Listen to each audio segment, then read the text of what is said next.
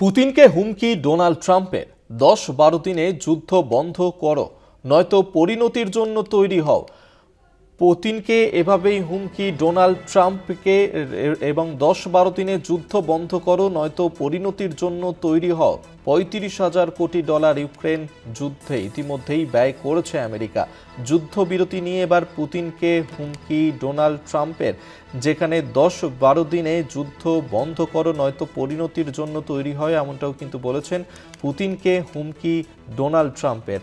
আমরা এই নিয়ে আরও বিস্তারিত জানবো। আমাদের সঙ্গে সরাসরি নিউজ রুম থেকে রয়েছেন আমাদের পলিটিক্যাল এডিটর আশিস চট্টোপাধ্যায়।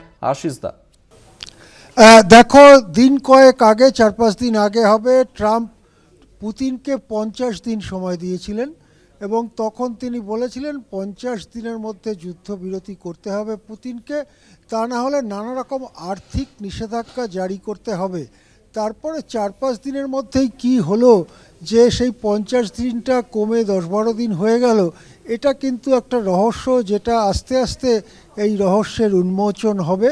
কিন্তু আজকে ট্রাম্প যে ভাষায় কথা বলেছেন, তিনি মাঝে মাঝে এরকম ভাষায় কথা বলেন, এই কথাগুলোর আক্ষরিক অর্থে ধরবার কোনো দরকার নেই, কেননা তিনি পরিণতির কথা বলেছেন। পরিণতি কি হবে, ট্রাম্প কোনটাকে পরিণতি ভাববেন, সেটা কি আর্থিক নিষেধাজ্ঞা নাকি সামরিক আক্রমণ নাকি অন্য কিছু, সেটা এখনও জানা যাচ্ছে না। কিন্তু এটা স্পষ্ট হচ্ছে যে পশ্চিমী দুনিয়া যত দিন যাচ্ছে, পশ্চিমী দুনিয়ার কিন্তু দম বন্ধ হয়ে আসছে।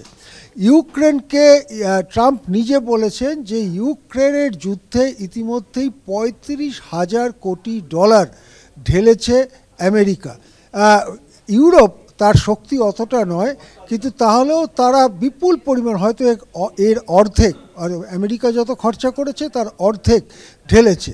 কিন্তু ঢালবার পরেও দেখা যাচ্ছে ইউক্রেনের মাটিতে পশ্চিমী জোট, অর্থাৎ NATO, north Atlantic treaty organization, যার নেতৃত্বে রয়েছে আমেরিকা, যার সদস্য ইউরোপের দেশগুলো, সেই ন্যাটো জোট প্রকৃতপক্ষে পরাজয়ের মুখে। এই পরিস্থিতিতে রাশিয়ার হাতে সরাসরি যদি কিভ, অর্থাৎ ইউক্রেনের রাজধানী কিভ চলে যায়, কিভ শহর চলে যায়, তাহলে জেলেনস্কির পরাজয় স্বীকার করা ছাড়া আর কোনো রাস্তা থাকবে না। কিভের যে অবস্থা, ইউক্রেনের রাজধানী কিভের অবস্থা একেবারেই সঙ্গীন। সেখানে ঘন ঘন মানুষ দৌড়ে যাচ্ছেন শেল্টারে, বোমা পড়ছে, ড্রোন পড়ছে, শেল্টারে দৌড়ে যাচ্ছেন, তারপরে আবার একটু বেরোচ্ছেন, হয়তো আবার দৌড়ে যাচ্ছেন। স্বাভাবিক জীবনযাত্রা একেবারে বিপর্যস্ত, একটা এমার্জেন্সি পরিস্থিতি কিভে চলছে। প্রায় ৩০% ইউক্রেনের জমি ইতিমধ্যেই রাশিয়ার হাতে।